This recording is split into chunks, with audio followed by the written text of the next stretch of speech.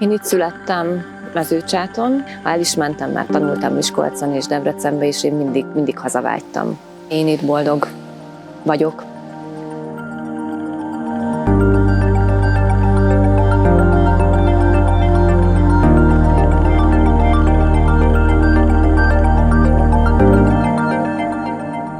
Amikor befejeztem a tanulmányaimat, akkor született meg az első kisfiam, és azóta én itthon vagyok velük, tehát egymás után lett a 3 gyerkőcöm, és mivel hosszú távon itt Mezőcsáton képzeljük el a jövőnket, ezért úgy gondoltam, hogy ezt az életteret szeretnénk úgy átalakítani, hogy jobb legyen itt élni.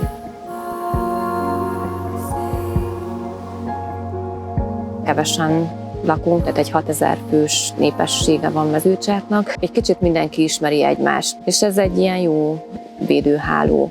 Megvan minden a településen. A szolgáltatások, azok elmaradnak azért a városi területekhez képest. Ez az a terület, amiben segíteni kell.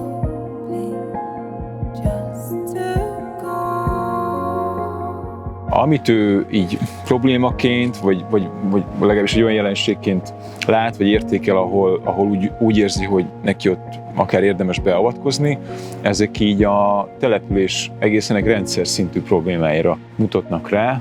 Nagyon sokan vannak a településen, akik szeretnek tenni Mezőcsátért, és én próbálom ezeket az embereket megtalálni, és összetenni a munkánkat. Egy kicsit erősíteni az identitást, egy kicsit elérni azt az embereknél, hogy büszkék legyenek arra, hogy mezőcsátiak.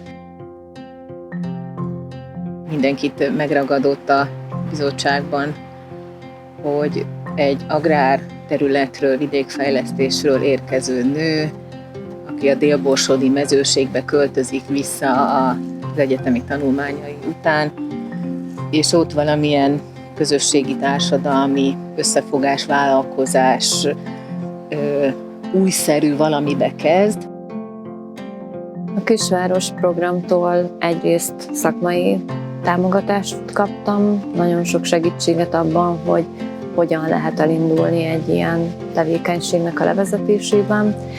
Másrészt pedig egy olyan anyagi forrást, ami nélkül nem tudtam volna megvalósítani az elképzeléseimet. Egy állatsimogatót szeretnénk teljesen kialakítani, ez most folyamatban van. Itt a házi állatokat tudják a gyerekek megismerni, hogy milyen az, hogyha ők szedhetik össze a tojást, hogyha ők gondozhatják az állatokat. Ez annyiból másabb, mint hogyha elmennek egy állatkertbe, vagy egy vadasparkba, hogy itt közöttük lehetnek, itt hozzányúlhatnak, megfejhetik azt a kecskét, megkóstolhatják azt a kecsketejet. Egy ilyen otthonos légtérben tudnak kipróbálni olyan dolgokat, amik a régi paraszti élethez, vagy a régi magyar életmódhoz kötődnek. De gondolkozunk iskolakerti foglalkozásokban is, ahol a kertészeti tevékenységekben tudnak bekapcsolódni. Noémit alapvetően egy ilyen megvalósító embernek tartom, aki képes arra, hogy a fejében megszületett elképzelést azt megvalósítsa és cselekvésekbe fordítsa.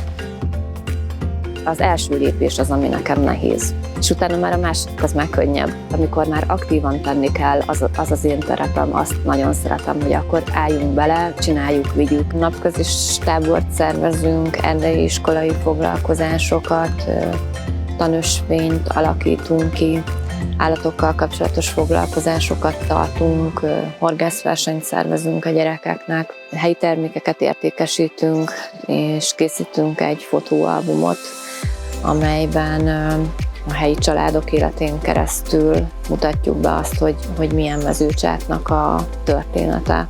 Megszólítottunk bárkit végül is, aki szeretett volna, hogy küldjenek családi fotókat, régi fényképeket. Ezeket egy tematikus albumban szeretnénk megjelentetni, mint egy rendhagyó helytörténeti füzet, vagy mint egy ilyen falusi vagy városi fotóalbum. Behívtuk az embereket, hogy meséljenek arról, hogy mi van a képen. Ezt jó lesz visszanézni, de az a folyamat, ami közben zajlik, azok a történetek, amikről mesélnek az emberek, azok a gondolatok, amik ilyenkor felszínre jönnek, hogy mit látnak működőnek, mivel van problémájuk, mit kellene változtatni, nekem vidékfejlesztési szemmel mondjuk nagyon fontos. Ami számomra én egészen szimpatikussá és nagyon érthetővé tette azt, hogy ő mit szeretne, az pont az a települési képes könyv. Tök egyértelmű, hogy ilyen kell, hogy legyen, mert hogy mi őrizné meg igazából egy közösségnek az értékeit, mi az, ami hűen és egyértelműen adja vissza a múltját, amiből a jövőnk tud táplálkozni, az pont egy ilyen típusú kiadvány, aminek volt valamiféle előzménye, de hogy igazából nincs. Egy olyan mezőcsákon szeretnék élni, ahol mindenki talál magának valamit, ami boldoggá tudja tenni. Ha sikerülne olyan biztonságossá tenni a területet, ami az én fejemben van, akkor tudnánk rendszeresen programokat biztosítani, és akkor én azt mondanám, hogy igen, akkor ez elérte a célját.